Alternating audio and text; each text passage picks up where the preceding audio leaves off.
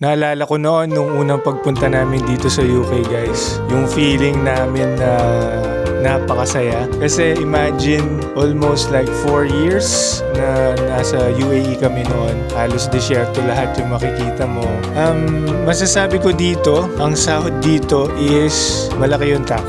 So usually pwede kang matax ng 20% to 40% depending kung ano yung banding mo sa trabaho o ano yung level mo sa trabaho.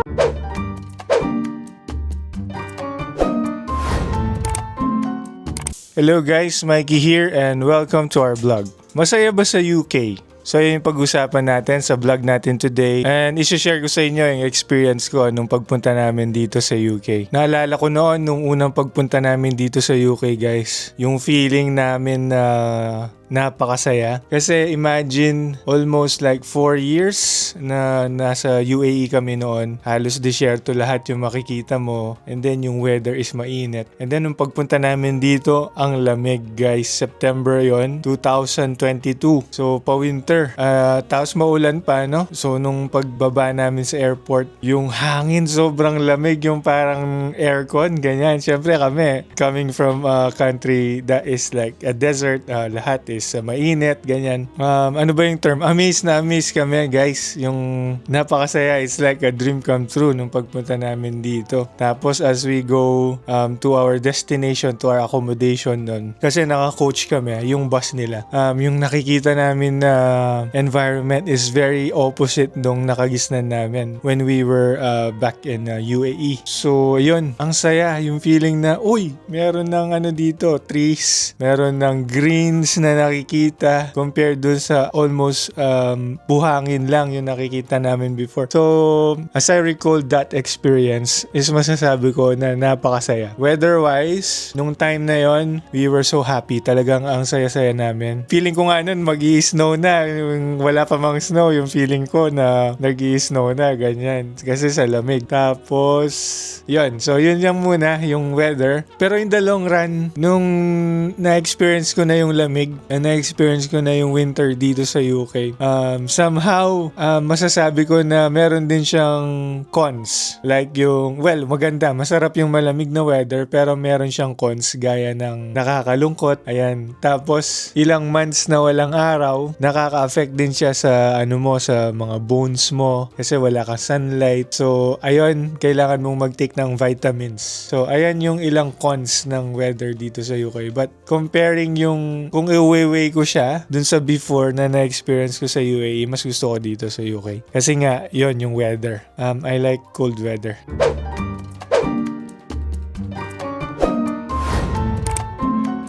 Tapos ayun na, nagpunta na kami sa aming accommodation from the airport. Pag-usapan naman natin yung yung kulturang Pilipino at yung community dito sa UK.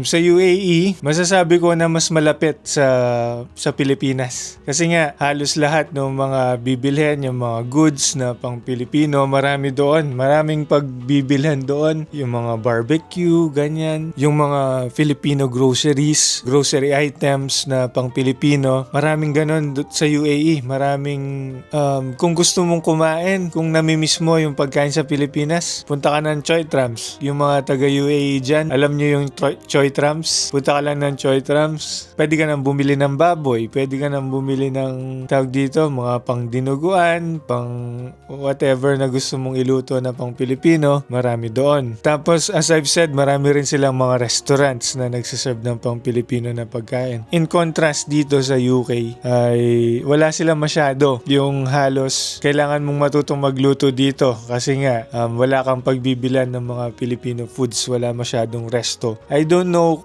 about sa Central, sa may London area, since kami is nasa southwest kami ng England, is yun ang aking experience. Wala masyado dito guys. Mostly mga Indian food, Middle Eastern food, Chinese food, yan yung mga ganyang mga restaurant, marami sila. Tapos when you want to buy Filipino goods, you have to go to an Asian store, which is available naman dito sa aming area. So ayan, yun yung difference nila. So with regards to pagkain Pilipino and community, I could say na mas marami sa UAE.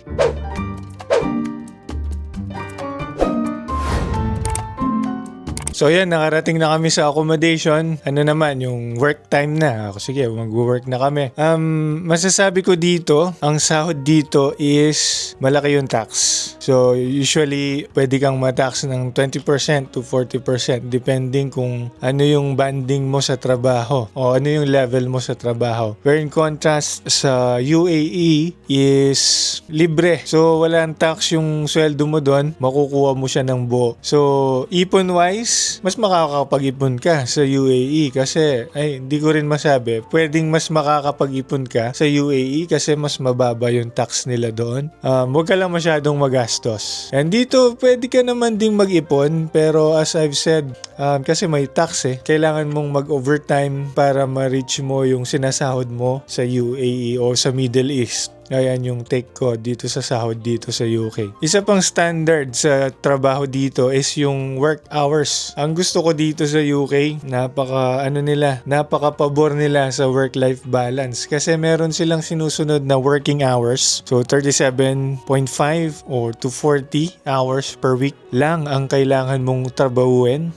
Compared to sa UAE, sometimes talagang bakbakan yung trabaho dun I've experienced nun when I worked in a care home. Talagang stay-in kami sa pasyente namin noon sa UAE. Parang 1 month. After a month, dun pala ako nag-break or nag-day off. Kasi nga, kami noon, stay-in dun sa palasyo. So, medyo mayaman yung napagtrabahuan ko doon. And then, provided lahat. Yung accommodation, ganyan. Which is, para sa akin, hindi ko siya masyadong gusto kasi nga, ako yung tao na, matiisin ako pero hindi naman ganun masyadong matiisin. So, I like yung medyo may breaks dapat.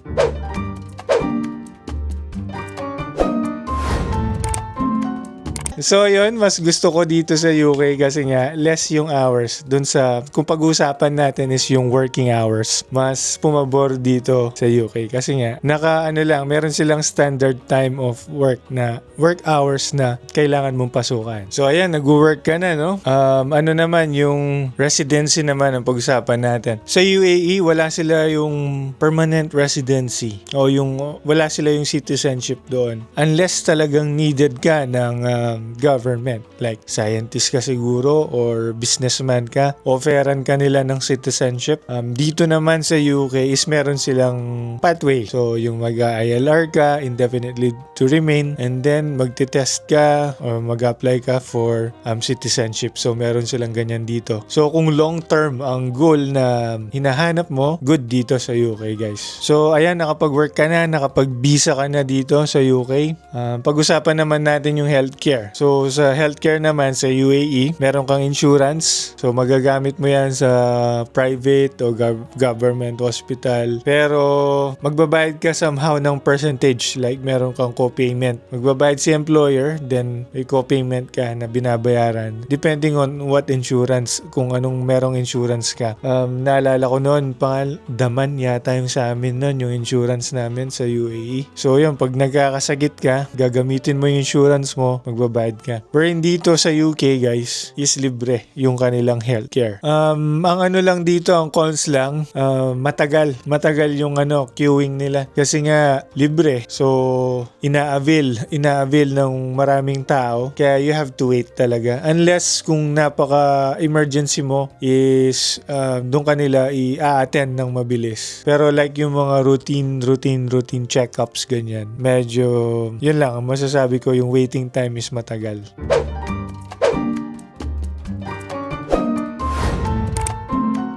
So masaya ba dito sa UK? Based dun sa mga criteria na sinabi ko o yung mga category na sinabi ko kanina, I could say na depende sa tao yan kung ano yung goals mo. Pero sa akin, syempre ako gusto ko dito kasi nandito na ako, guys. And yeah, mas na-enjoy ko yung mas maraming bagay dito comparing dun sa mga hindi ko na-enjoy. So I could say na masaya dito sa UK. Ayan, guys, so hopefully na-enjoy nyo yung video na to, naging informative sa inyo, and see you on our next vlog.